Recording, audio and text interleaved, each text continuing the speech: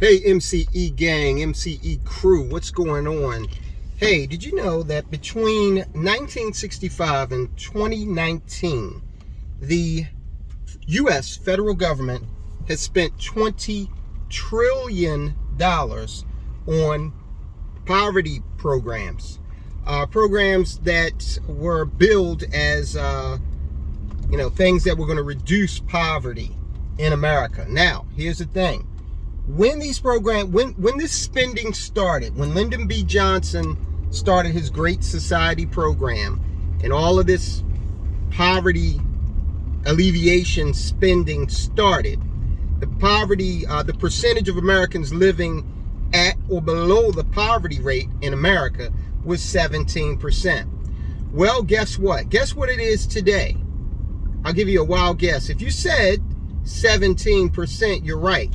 So not only hasn't the percentage moved, but consider this. There are more people in the country today than there were in 1965. So in effect, poverty has increased. If we haven't seen a decrease in the percentage, you can't make the argument that, well, at least the 20 trillion prevented more poor people from being created. But no.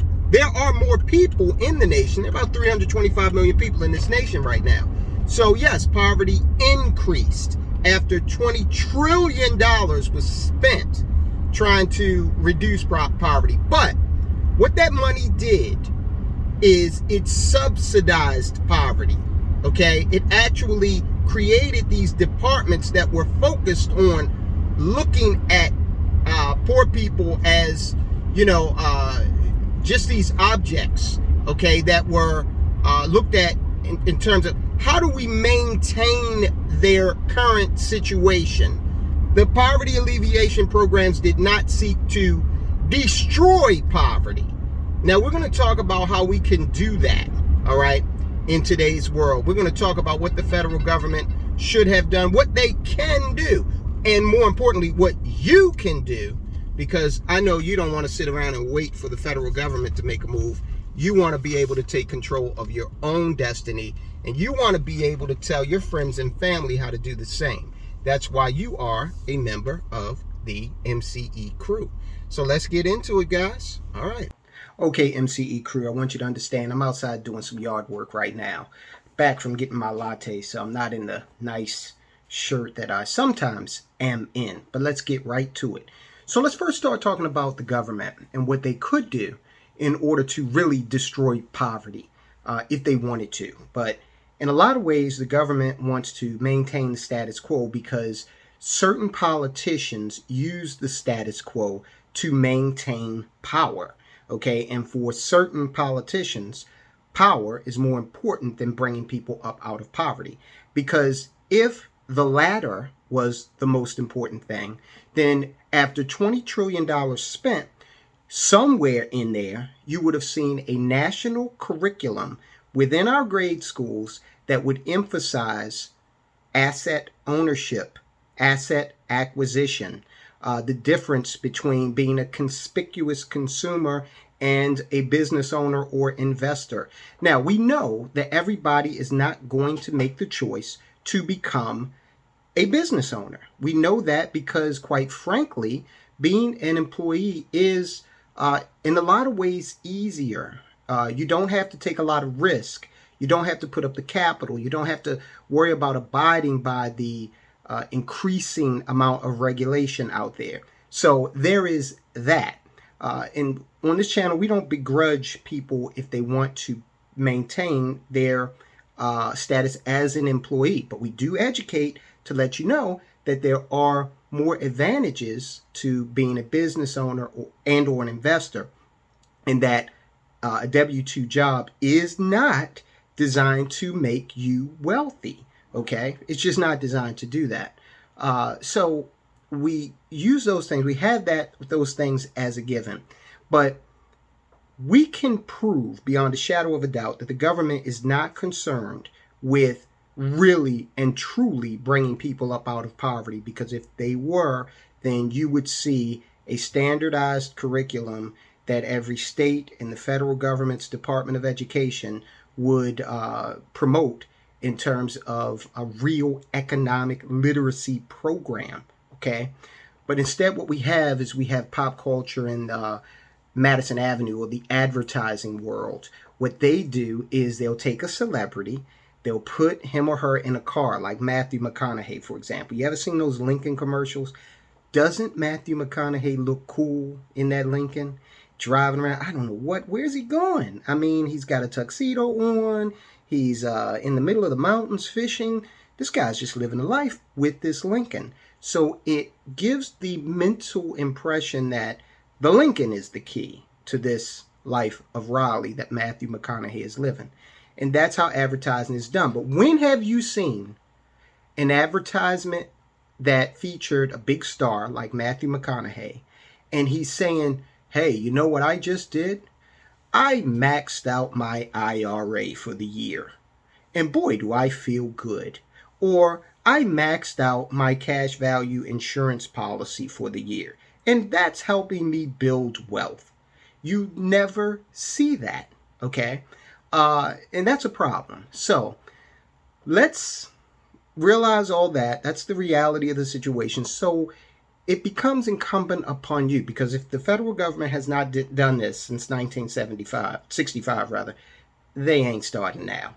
So it becomes incumbent on you to understand how to take certain lessons and improve upon your finances on your own. Now, the good thing about it is there is a ton of stuff in the Code of Federal Regulation that incentivizes us all, okay? It doesn't just apply to the rich, it applies to everybody. And we talked about that with regard to the FHA program that would help you purchase an income-producing property, for example. In fact, that does not apply to the rich because they wouldn't be able to meet the income requirements. They have too much money to participate in the program, and that's fine. But it can help you. If you meet the requirements, it can help you to build wealth by acquiring an income-producing property. So what else should we be looking at here to inform us as to how we can take this upon ourselves and build wealth? Okay, for starters, what you can do is watch who you pay attention to in terms of the advice you receive. There's a lot of antiquated advice out there, and it may come from friends and family. And while they love you and they're giving you what they think is good advice, it may not be advice that stands up to this 21st century economy. So be very careful, even on YouTube, even research everything I say. Do your due diligence, okay? Make sure that the moves you're making financially are moves that fit your specific situation. Another thing that a lot of people get wrapped up in is loaning money to friends and family. Don't do it. Let them know that there are banks out there that will be more than happy to entertain their request, but you're not getting anything from that most of the time. And a lot of times you're not even getting your money back that you lent to the person in the first place. So tamp down on actually lending people money. The other thing that you need to really watch is how you purchase. Now, we just talked about Matthew McConaughey in the car, for example. Be very careful about becoming a conspicuous consumer, because the items that you're purchasing, are they assets or are they liabilities? Are you purchasing them outright or are you putting them on credit? Are you purchasing these things because they're aspirations that you genuinely have, or are you trying to keep up with the Joneses? In terms of trying to keep up appearances, what I would encourage you to do is build a portfolio where you've got money stashed away and that you can look at any moment of any day and feel good about achieving financial independence, not necessarily driving the latest, greatest vehicle. Okay, the next one is build multiple sources of income. There's a limit to how much work you personally can do. So there's a limit on your income if you are the only one that's out there making that income. So you need to shoot for multiple streams of income. Were you aware that 65% of self-made millionaires have 3 streams of income? 45% of self-made millionaires have 4 streams of income. And 29% of self-made millionaires have 5 or more streams of income. So you should strive for creating additional streams of income. Okay, crew. So there are a few techniques to help you start to achieve more financial independence. We're going to be open and honest about this, and some of these things might challenge your conventional wisdom, but that's fine because the objective is, again, financial independence for you. We've got a lot coming down the pike economically in this world, including, as I said at the beginning, uh, millions upon millions of potential job eliminations, not losses. Loss kind of implies that at some point you might regain something.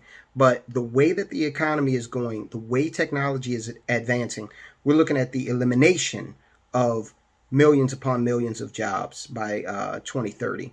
So we are dedicated here to helping you think about financial independence and how to achieve it. Now, we've seen that the government is not good at that. They've had since 1965, and they've pumped tens of trillions of dollars into the objective, and what do we have to show for it but more poor people?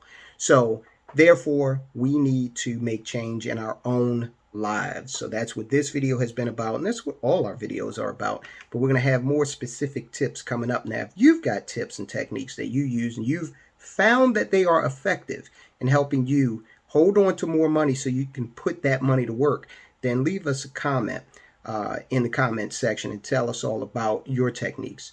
So I hope you've enjoyed the video. As always, guys, I will talk to you soon.